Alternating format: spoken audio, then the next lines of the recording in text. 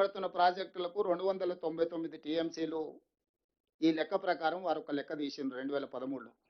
అంటే 34% తెలంగాణకి, 66% ఆంధ్రప్రదేశ్‌కి. తెలంగాణ రాష్ట్రం ఏర్పడిన తర్వాత కేంద్ర ప్రభుత్వం ఏర్పాటు చేసిన లేదా జరిగిన చర్చలలో పాల్గొన్న చంద్రశేఖరరావు గారు, హరీష్ రావు గారు ఈ 34, 66% మేము పంచుకుంటామని చెప్పి ఒప్పందం చేసుకున్నారు. మొదట ఒక్క సంవత్సరం కోసం చేసుకుంటున్నామన్నారు. రెండో సంవత్సరం పోయి మరొక సంవత్సరానికి పొడిగించారు. మూడో సంవత్సరం పోయి మరొక్కసారి పొడిగించారు. ఇక 2020లో పోయి చంద్రశేఖరరావు గారు అసలే ఓపిక లేని మనిషి, పెద్దల కేశవరావు గారికి బాగా తెలుసు. ఎవడొస్తే ఊకే మళ్ళీసారి ఇక మళ్ళీ వచ్చేదే లేదు. ఆ Krishna water tribunal, Bachawat tribunal ఫైనల్గా నీటి కేటాయింపులు జరిగే వరకు ఇక మళ్ళీ వచ్చేది లేదు. ఒకటేసారి వన్స్ ఫర్ ఆల్ సంతకం పెడుతున్నా ఇక 512 2299 లాగా మేము వాడుకుంటాం. ఇంకా ఊకే మళ్ళీ మమ్మల్ని విలువకరి, ఊకే నా డిస్టర్బ్ చేయకరి, ఫామ్ హౌస్లు ఉంటాయని చెప్పి క్లియర్గా 2020 సంవత్సరంలో సంతకం పెట్టి శాశ్వతంగా తెలంగాణకు 34%, ఆంధ్రప్రదేశ్కు 66% కృష్ణానదిలో నీటి కేటాయింపుల మీద సంతకం పెట్టి పర్మనెంట్గా వాళ్ళకి హక్కు ఇచ్చిండు. దీనివల్ల ఈరోజు మీరందరూ గుర్తించాల్సింది, ఈ బచావత్ ట్రిబ్యునల్ ఎప్పుడు వేసిండ్రు అనుకుంటున్నారు? 2004 వేసిండ్రు. 21 సంవత్సరాలైంది ఈ రోజుకు లెక్కేస్తే. బ్రిజేష్ ఫస్ట్ బచావత్, రెండవది బ్రిజేష్ ట్రిబ్యునల్ని అపాయింట్ చేసింది కృష్ణానది మీద నీటి పంపకాల కోసము 2004లో వేస్తే ఈరోజు 2026కు వచ్చినాం.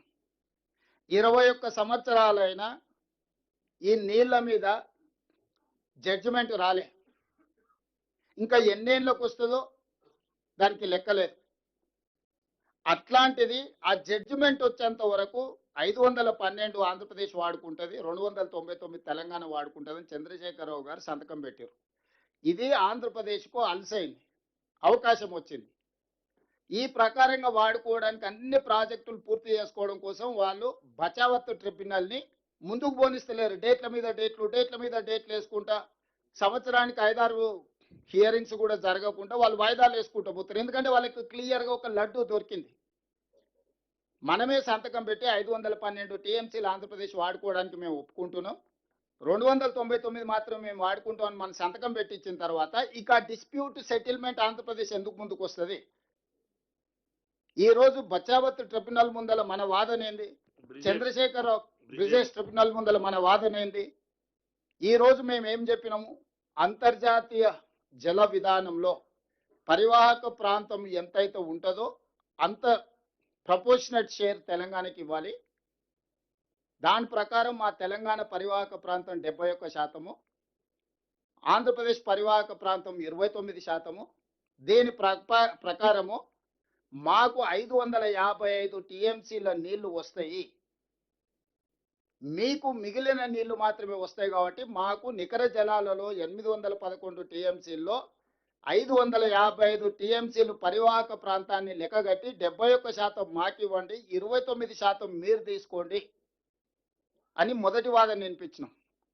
రెండవది, ఇదే బ్రిజేష్ ట్రిబ్యునల్ ఈ 811 కాకుండా అదనంగా ఇంకా కొంత నీటి లభ్యత ఉన్నదని 1005 టీఎంసీలు టోటల్గా ఉంటుంది అని ఆర్డర్ ఇచ్చిండ్రు గతంలో. దాని మీద సుప్రీంకోర్టు స్టే చేసింది. ఒకవేళ 1005 టీఎంసీలు కృష్ణానదిలో నీటి లభ్యత ఉమ్మడి ఆంధ్రప్రదేశ్కు ఉంటే 763 టీఎంసీలు తెలంగాణకి ఇవ్వండి, మిగతా 287 టీఎంసీలు మాత్రమే ఆంధ్రప్రదేశ్కి ఇవ్వండి అని చెప్పి రెండో వాదన మనం వచ్చినాక వినిపించినాం. దాంతో ఈరోజు ఆంధ్రప్రదేశ్ ఉక్కిరి బిక్కిరి అవడమే కాకుండా ఆంధ్రప్రదేశ్ ప్రధాన ప్రతిపక్షమైన జగన్మోహన్ రెడ్డి గారు చంద్రబాబు నాయుడు గారికి లేఖ రాసిండు 19th November 2025, almost 1.5 month back. ఏమని?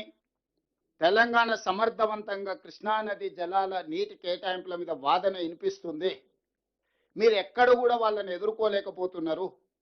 దీనివల్ల ఆంధ్రప్రదేశ్కు మేము సాధించిన, చంద్రశేఖరరావు గారిని మేము మేనేజ్ చేసి సాధించిన నీటి కేటాయింపులు కూడా ఈరోజు తిరిగి తెలంగాణకి వెళ్ళిపోయే ప్రమాదం ఉందని ఈరోజు జగన్మోహన్ రెడ్డి గారు అధికారికంగా చంద్రబాబు నాయుడు గారికి లేఖ రాసిండు. ఈ నేపథ్యంలో నిన్నమన్న జరిగిన ఎన్నికలు, ఈ నీళ్ళ వెనకాల కుత్సితమైన రాజకీయం ఉన్నది. తెలంగాణ రాష్ట్రం వచ్చిన తర్వాత లేదా చంద్రశేఖరరావు గారు మాజీ ముఖ్యమంత్రి